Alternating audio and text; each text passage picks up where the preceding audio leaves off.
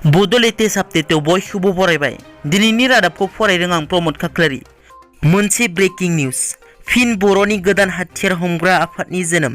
खौसेयै उदांस्रि बड'लेण्ड सोमावसारग्रा इउनाइटेड लिबारेशन फर बड'लेण्ड सुंद'यै ULB हाथियार हमग्रा हान्जानि जोनोम। मख'नो गोनांदि थांनाय 15 सेप्तेम्बर खालार खालि बे बर'नि गोदान हाथियार दिग्रा हान्जाखौ दाफुंनाय जायो। आलादा रायजो बड'लेण्ड दाबिनायानो ULB नि गुबै थांखि होनना सरकारनिसिम मेसेज हरो। बिडिनि गेजेरजों हुमखि होनानै बुङोदि 30 सेप्तेम्बरसिम जुदि रन्जन दैमारि आरो जोबनानै दोनजानाय केडारफोरखौ थाबैनो बख'नायनि थांखि लायाब्ला फैगौ अक्ट'बर दानाव BTCनि मोनफ्रोमबो जिल्लायाव बमा बेरफ्रुहोनाय जागोन होनना हुमखि होयो। लोगोसे बर' हारिनि थाखाय गसंथानो ओंखारनाय आफादनि सोद्रोमाफोरखौ सोरबा जुदि गावनि लाबा-लाबनि थाखाय एरसन एब्रब खालामो, सोरबा बर'आनो जा एबा गुबुन हारिनियानो जा हारिनि थाखाय नांनो ओंखारनाय दावहारु बिथांमोनखौ जुदि सरकारनि एजेन्ट जानानै एरसन एब्रब खालामो, बिथांखौ बे बुहुमनिफ्राय आनज्राय होनाय जागोन। लोगोसे ULB नि सोद्रोमाफोरखौ जुदि सरकारनि मानसिया सासे सासे लांनानै इनकाउन्टार खालामो, अब्ला ULB नि सासे इनकाउन्टार खालामनायनि जायगायाव जोङो सानै जिनिबो बांसिन सरकारनि मानसिखौ इनकाउन्टार खालामगोन होनना रोखा फोरमायो। मोनसे नङा मोननै मोनथाम एकर्ड जालांबाय। बैयावबो दिनै जोंहा फिन BTC-खौ गादबफिननाय, जोंनि मोनखानाय BTC-खौ गादबनानै जोंनि जा DC पावार बेखौबो गभर्नमेन्टआ लानानै थांबाय आरो जोंनि BTC-नि जा सिगां जोंनि बर' लाइमोनफ्रानो जा इमप्लय मोनोमोन, बेफोरखौबो जों दिनै BTC-आव इमप्लय मोननो हानाया गोब्राबसै। मानो होनोब्ला दिनैनि राजखान्थि दैदेनगिरि बिथांमोना जाय गभर्नमेन्टआव दङ, बिथांमोना गावसोरनि लाबा-लाबनि थाखाय खामानि मावगासिनो दङ। जों बेखौ नुनानै जोंनि गोसोआ दुखु मोननानै आरो जोङो बड'लेण्ड सोरजिनायनि थांखि लानानै दिनै फिन हाग्रायाव फैफिननाय जाबाय। মই আজি ইটোকে ক্লিয়াৰিফিকেশ্যন দিবা ওলাইছো যে ছ'চিয়েল মিডিয়াৰ মাজতে আমি আকৌ একবাৰ জংঘললৈ ঘূৰি আহিব লগা হ'ল। এইটো হ'ল আমাৰ বড়ো জাতিৰ কাৰণে বহুত দুখ লগা কথা, কিয়নো আমি বড়ো জাতিয়ে শান্তি বিচাৰিছিলো, কিন্তু আজি শান্তিৰ দৰে শান্তিৰ নাম লৈ যি পলিটিকেল লাভালাভৰ কাৰণে ডক্টৰ হেমন্ত বিশ্ব শৰ্মা ছাৰ তেখেতে আমাৰ BTC-ত আহি পেলাই যি কথা বড়োৰ যিবিলাক ইউথ আৰু বড়োৰ যিবিলাক ল'ৰা ছোৱালী এইবিলাৰ মনত আঘাত দি গৈছে, সিয়ে আমাৰ যোৱা দিনবোৰত তামোলপুৰত মেডিকেল কলেজ উদ্বোধন কৰা, ষ্টন ফাউণ্ডেশ্যন উদ্বোধন কৰাত এটা কথা কৈছিলে, অসম কেতিয়াও বিভাজন নহয়। দুখু দङ आरो बेखौ जों माब्लाबाबो दानख'नो होआ। जों बेखौ जोंनि ULB आफादनि जानानै रोखायै बुंनाय जायोदि जोंनि BTC मोनखानाय BTC-खौ जुदि दानख'यो, अब्ला जोङो जोंनि आफादनिफ्राय रोखायै फिनजाथाय खालामनाय जागोन आरो जों माब्लाबाबो दानख'नो होआ।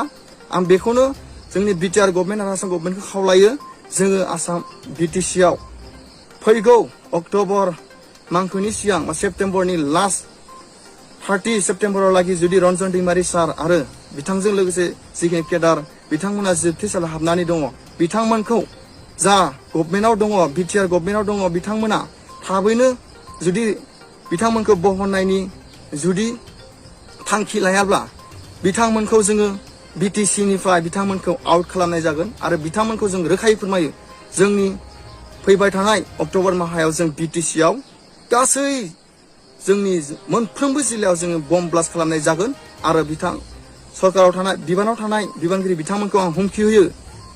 दानि सरकाराव सोलिबाय थानाय जोंनि CM बिथांखौबो आं गुरै खावलायो, जों मोनसे हारिनि थाखाय गसंथानाय आफादखौ सनमान होनानै हारिखौ रैखाथि होनो ओंखारनाय दावहारु बिथांमोनखौ सनमान होनानै जेन जोंनि बुंनाय लेखायै रन्जन दैमारि सारखौ थाबैनो जियानिफ्राय उदां खालामो आरो बेजों लोगोसे थानाय केडारफोरखौ उदां खालामो आरो लोगोसे मोननांगौ जिखिनि NDB-नि रिहेबिलिटेसन बेखिनिखौ थाबैनो बानायफुंनानै होयो। आं बेखौ गुरै खावलायहरो। लोगोसेनो आं फोरमायनो सानो जोंनि दुलाराय आसामनि बर' रायजो राजा आइ आफा बिदा फंबायमोनखौ जोंनि बर'नि हारिनि थाखाय गसंथानो ओंखारनाय मोनसे आफादफोरनि जा सोद्रोमाफोर बिथांमोना गावसोरनि लाबालाबनि थाखाय एरसन एब्रब खालामालासिनो जेन गोजोनै लाखियो।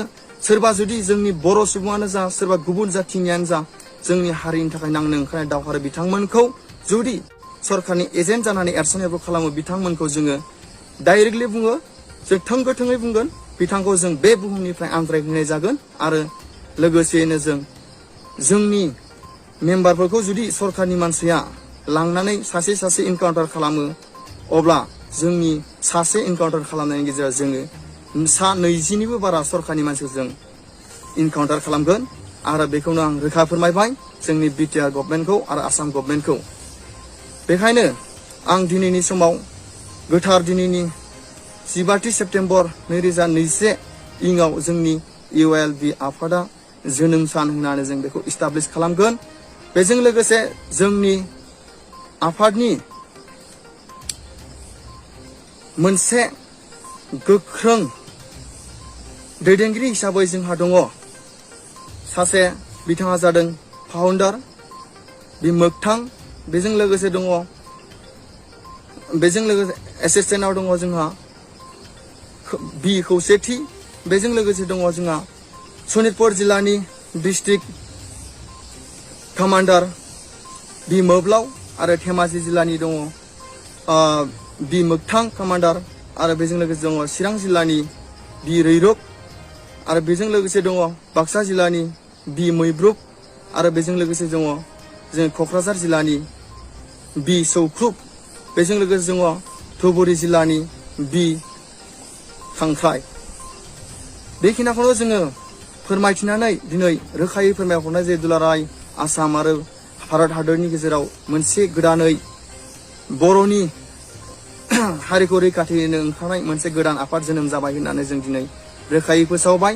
जोंनि आफादनि मुङा जादों ULB, united liberation for Bodoland.